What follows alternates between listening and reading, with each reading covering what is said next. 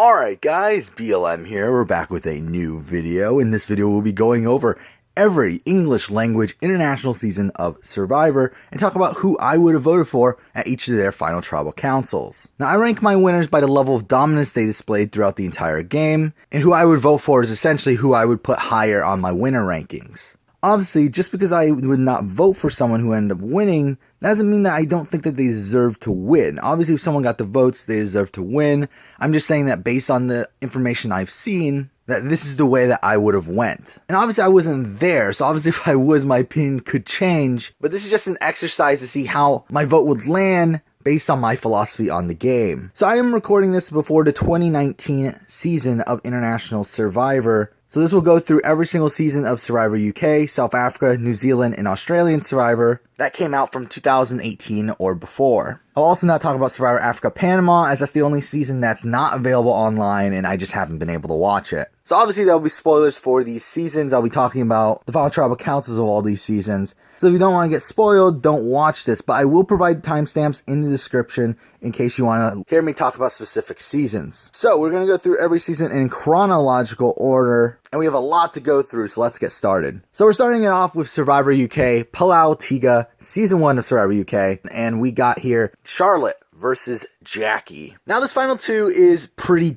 terrible. Both Charlotte and Jackie didn't really play good games in my opinion. Now both these people really rubbed their tribes the wrong way at the beginning of the game, but Charlotte was able to make it to the merge and eventually became a Danny Boatwright sort of figure, where she was the last member of her original tribe to be left in the game after pagonging. Now through James's plan to use the minority votes to split them across the other tribe just in case of a tie in the future, and due to the tiebreaker being previous votes, she was able to survive the final 6 vote after Jackie and Richard flipped. And this carried her to the final 3, where she won immunity, voted out Richard, who was the person who dominated the entire season, and proceeded to win an unanimous vote. Now with Jackie here, the tough thing here is the fact that she was in the majority the entire game. She did vote in the majority the entire game, but no one liked her. And the fact is that she didn't really make any of these decisions to begin with. She was just considered the GOAT the entire time, and Richard was able to carry her along. So I do think this is a tough one, where we have one person who was in the majority the entire time, but did nothing to be in that majority. And then we have another person who was in the minority a lot, but was at least more likable to most of the people. And I do think at the end of the day, did play stronger. So now I think they're both bad, but I do think in this situation, my vote slightly goes to Charlotte. Now let's move on to Australian Survivor 2002 with Rob versus Shona. And this is a very, very easy one for me. Rob and Shona were a final 2 alliance from the very beginning of the game, but Rob was very clearly the dominant player here. He was the one making all the decisions. He was the one that had great relationships with pretty much everyone in the game, and was the one that actually just picked Shona to be the one at the final 2. He had so many options in this game, with almost everyone just wanting to take him to the final 2. Now, he did make a big move at the final 6, where he did align with Joel, the person who was about to go home, and flipped on Jane, Sophie, and Katie, which did cause some bad blood between him and Katie. But at the end of the day, this gave him a very clear road to the very end, where Joel stayed true to his agreement and actually quit the game at the final 3. Now, Shona didn't play the bad game, as again, she was aligned with Rob the entire time and did make some other social connections. But at the end of the day, Rob was the one to make the decisions. Rob was the one to build the relationships. My vote easily goes to Rob here. Now we're moving on to Survivor UK Panama with Johnny versus Susanna. And this is another pretty easy one, where Johnny and Susanna had a final 3 alliance from day 1 with John, with Johnny essentially being the glue of the alliance, being the closest person to both John and Susanna. Now this alliance pretty much dominated the entire game and were the actual final 3, and they really didn't have any trouble the entire way. The way this season broke down is that at the merge, everything came down to a tiebreaker challenge, and it just so happened to go their way. Within the alliance, John was the more strategic player, but he was extremely loyal to Johnny. Johnny was the more social player, with him being loved by the entire cast, and Susanna was the GOAT. She isn't the worst player in the world, but the thing is, the entire jury just disliked her, and she never really had a chance against either John or Johnny. While a John versus Johnny vote would have been pretty difficult, I think Johnny clearly gets my vote here when he's against Susanna. Now we're moving on to Australian Celebrity Survivor with Guy versus Justin. This is the worst final two in the history of Survivor, and it's not even close. Both of these players were voted out of the game and came back at the final three, and from there they stuck with each other till the end. Guy won the game in a 3-2 vote, and he played pretty poorly. I mean, Guy is essentially Andrew Savage. He dominated his original tribe at the very beginning of the game, lost control at the swap, and then ended up becoming the merge boot. Justin was on the opposite tribe, and while he never dominated his tribe, he did play strategically, and he was able to make some good relationships to get him out of bad positions. Now, he made it further than Guy on his first try, making it to the original final 5. Now, both Guy and Justin do come back to the final 3 and are obviously originally down in the numbers, and Guy is essentially dead in the water. However, Justin is the one that's able to use his old connections with Nicole and Imogen and convince them to vote out David, allowing them to go to the tiebreaker at Final 4, which ends up going their way. And when Justin wins final immunity, he votes out Imogen, and that leads to their final 2. For me, this is a pretty easy vote. Again, I would vote for Justin. The thing is here is that Justin was more responsible for getting that 2 to the final 2, and also just played better on his first try. So here, my vote obviously goes to Justin. Now we're moving on to Survivor South Africa Panama with Vanessa versus Jacinda, and this one's super easy for me. Vanessa was another winner that got voted out of the game and came back later on at the final 3, with 2 people coming back, her and her closest ally. And while she did do a great move at the final 5 by convincing Jacinda to flip, and somehow not getting votes at a crazy 3-1 tribal council where the other returnee was already immune, leading to the blind side of Gareth, the dominant player of the season. Another major downside here is the fact that the final 2 were determined by a challenge.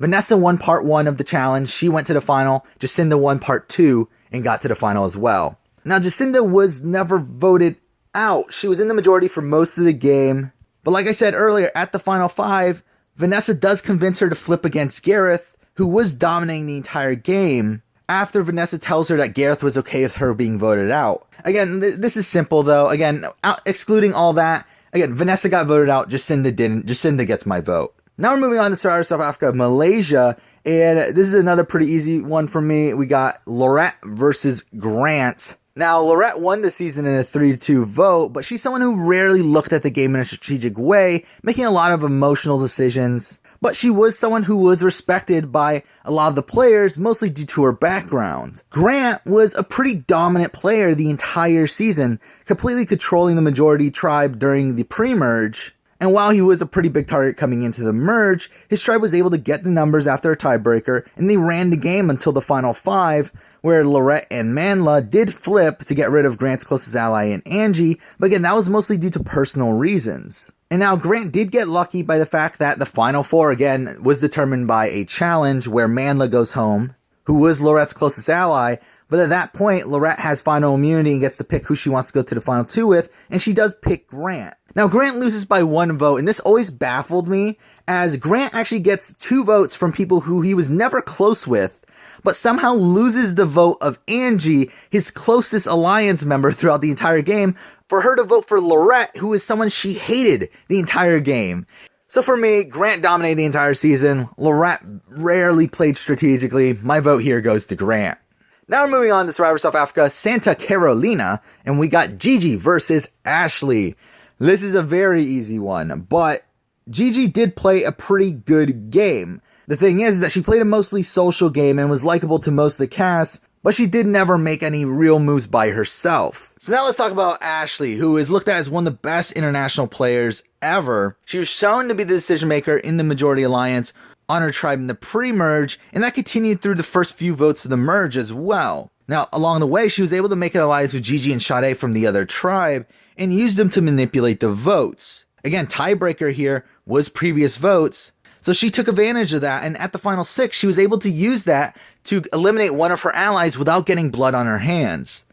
After that, she was able to flip at the final 5, voting out another one of her closest allies in Cass, who was a really likable guy and probably would have won in almost every situation. Then at the final 4, she's able to convince Gigi to vote out Sade, her very close ally, putting her in a great position at the final 3, where both people at the final 3 take her. She did all this while also having an idol that she never had to play, and also winning 5 straight immunity challenges at the very end of the game. Now for the fatal mistake she makes in the game is her choice at the final 3. She wins final 3 immunity, but for some reason she votes out Proverb over Gigi. Gigi was someone from the other tribe and had 4 locked votes on a jury of 9, while Proverb was a guy that wasn't well respected by this other tribe, but for some reason she decides to take Gigi over Proverb and ends up losing in a 6-3 vote. Despite this fatal mistake, again, this game was dominated by Ashley. My vote goes to Ashley. Now we're moving on to Survivor South Africa Maldives with Heike versus Let's Go. And this is a tough one as I feel like both of their games are on the same sort of playing field. Both of them have massive flaws, but neither of them played extremely poorly. Heike was the winner of the season, was someone that I think was so likable, but I also think at the same time he is someone that would 100% lose a modern US season. He's someone who always preached honor and loyalty and talked about how he didn't even need to win, and I do think he actually meant it. But if you move past that, he's a great social player and did have some good strategic ideas, especially towards the end of the game. However, he was completely out of the loop the entire pre-merge of the game, with Tijan running circles around him. Let's Go was in the majority for more of the game, being in a tight alliance with Tijan until we're at the final 7, but the thing is that we rarely see Let's Go actually strategize while he was there, with Tijan making most of the decisions. After his boot, she is able to regroup with Heike and Bonnie, and then successfully plays an idol for herself at the final 6, though it is a tied vote, so I won't penalize her too much for it. But she is able to get to the final 3 with them, and then wins final immunity, and makes a fatal mistake. She has the choice between Heike and Bonnie. Heike, someone that most of the jury loves, and Bonnie, someone that most of the jury dislikes. But Let's Go makes the fatal mistake of voting out the person who she would have voted for. She was closer to Bonnie, yet most of the cast wasn't. So that was her rationale for voting out Bonnie, despite the fact that she would have easily won against Bonnie. So again, the decision here is pretty tough. They both have pretty big flaws. The thing is though, is that Heike was looked at as the leader of that alliance, despite him not being all there strategically all the time. And with Let's Go making some more blatant, massive mistakes in the endgame, my vote here goes to Heike. Now we're moving on to Survivor South Africa Champions with Graham versus Pulau versus Sivu. This one's easy for me though. Again, I think Graham is one of the best players in the entirety of International Survivor, completely dominating this strategically crazy season. Now Graham reminds me of a less entertaining Tony Velachos, as he is pretty dry, but he did dominate this game. From the very first vote, he was able to build a counter alliance to the initial majority and successfully vote out Ashley and picked up Xavion as a very close alliance member. This majority alliance got him to the merge, where he orchestrated some pretty massive blindsides in the Sully vote, the Moira vote, and the Shane vote, which is insane considering Graham and Shane were going after each other at the merge until Graham proposed the truce, and stood by it for a couple votes to gain his loyalty, but eventually was able to blindside him at the final 7, with Shane having 2 idols in his pocket. Graham just seems to have a knack for changing alliances and building new bonds with outsiders. That being said, he did make a pretty big mistake at the final 4 by voting out David, who was someone he would have easily won against, instead of Sivu, who was an underdog in the entire season, someone who did take some votes away from him. Now, at the end of the day, he does still end up winning the game in a 5-3-2 vote, but if it's him against David, it's more likely that he ends up getting the votes that Sivu got. Now, Pulau played pretty poorly. She was rarely in the majority of the game and didn't really make any strategic decision until the final 4. Sivu, on the other hand, was a good player throughout, but the main reason I wouldn't vote for him is the fact that he did need an idol at the final 5 to survive.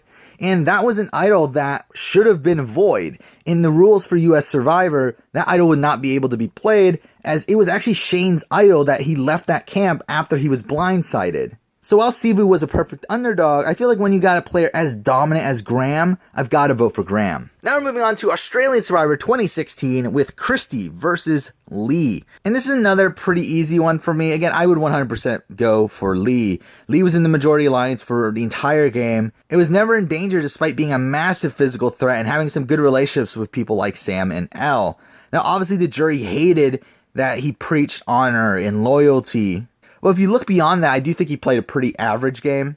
Christy played one of the most fundamentally flawed games in the history of Survivor, doing almost everything wrong, but for some reason ended up working out in her way. The fact that she actively went to the final 3 with Lee and Elle is one of the dumbest moves I've seen from a winner of Survivor, but she just so happened to win final immunity and it worked out for her. And then in her final jury speech, she creates a complete fabrication, and people give her credit for this, considering the jury did vote for her because they believed a lot of the things that she was saying.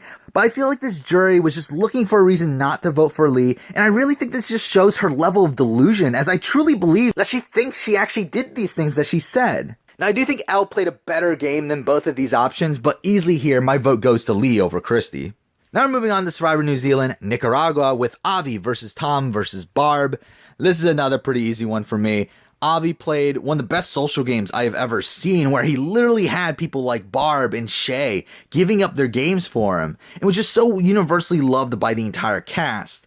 Tom played well too, but he was in danger more often, and had to be saved by Avi multiple times in the pre-merge, and was saved by a couple immunity wins in the post-merge. Now, for Barb, I would never consider voting for her. Again, I do think she made some good moves here and there, but again, at the end of the day, she did give up her game for Tom and Avi. And also, while Tom was able to convince Avi to make some moves that weren't in his best interest, it didn't really make a difference, as Avi was just so well insulated. I do feel like their base gameplay level is about the same. I mean, Avi was on the outs during the solo vote, Tom was on the outs during the merge vote, but I do think Avi had a much better social game, so my vote goes to Avi. Now we're moving on to Australian Survivor 2017 with Jericho versus Tara, and this is a pretty easy one for me. Again, Tara was voted out of the game and came back, Jericho didn't. And outside of that, Tara was looked at as a GOAT for pretty much the entire season and was carried by bigger players until the very end. Jericho played a pretty sloppy game as well, having a pretty mixed voting record throughout, but he was strategically minded, and I do think he played a good social game. Though he did almost lose it with his final jury questioning, which is probably one of the worst final tribal performances I've seen from a winner. But again, with Tara being voted out and him not, I mean, my vote easily goes to the Jericho here. Now we're moving on to Survivor New Zealand, Thailand, with Lisa versus Tess versus Dave. Right off the bat, my vote would never go to Tess. She literally voted correctly once in the entire pre-merge, and that was a unanimous vote. Now, between Lisa and Dave, it's a bit tougher, but I still think my vote easily goes to Lisa here. I think Lisa and Dave played similar early games, with both of them not being at the very top of their tribes, but having enough relationships to get to the merge. But at the merge, I mean, Dave was on the ropes for a lot of the early merge, while Lisa was in the majority the entire time. She was able to help with the Brad blindside and completely orchestrated the Matt blindside, which is one of the best moves I've ever seen, especially considering she was able to flip Dave against Matt, his childhood friend. So at the end of the day here, my vote goes to Lisa. Now we're moving on to Survivor South Africa, Philippines, with Tom versus Jean. And this one's kind of tough because I feel like they're both so flawed. They both played pretty poor games, in my opinion. Tom was a target from the very beginning, and I do think he actually played the beginning of the game pretty well. He was able to build a pretty solid alliance with Neil, Annalise, and Shanae, who got him through the first vote. But his game goes downhill after that, where he rubs his tribe the wrong way, and due to a lot of immunity wins before the merge, he's able to stay in the game. Now, by the time of the merge, he's able to be picked up by the majority alliance, building new relationships with Jean and Werner that took him to the end of the game and kept him in the loop for most of the game, as he was pretty much Werner's right-hand man. Now, Jean played a deeply flawed game, with her being on the outs from the very beginning and her almost being voted out at their very first tribal. And while there were points where she was able to reintegrate herself, by the end game, she was on the outs once again and had no clue what was going on in the game. Now, the biggest factor against her for me is the fact that she was going home at the final 5 vote until Werner decided to play his idol on her, saving her. And while she was able to follow this up with blindsiding Werner at the very next vote, I feel like that final 5 vote is so damning to me. And with Tom actually being in the loop for more of the game, I feel like my vote would go to Tom. Alright, it's time for the final season.